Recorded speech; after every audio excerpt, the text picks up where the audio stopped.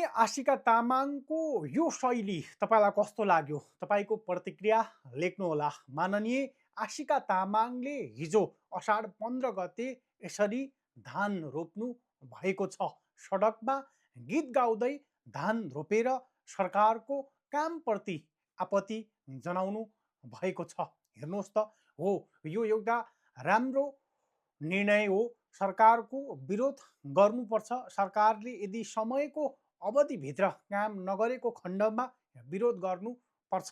तर आफै धामी आफै बोक्सी भने जस्तो भएन र यदि माननीय भइसकेको व्यक्तिले आफ्नै सरकार छ, आफ्नै मन्त्रीहरू छन्, त्यो मन्त्रीलाई गएर भन्ने होला नि त्यो ठाउँमा बाटो किन बनेन, कसको कारणले बनेन, कति दिनमा बन्छ भनेर आफ्नै मन्त्रीहरूलाई भन्ने होला, आफ्नै सरकारलाई भन्दा उपयुक्त हुन्थ्यो होला नि। यसरी धान रोपेर विरोध गर्नु यो उपयुक्त होइन। यो ठाउँमा सर्वसाधारण नागरिकले गर्नु यो उत्तम काम हो।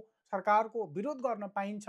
यदि सरकारले समयको अवधिभित्र काम नगरेको खण्डमा सरकारको विरोध आलोचना गर्न पाइन्छ।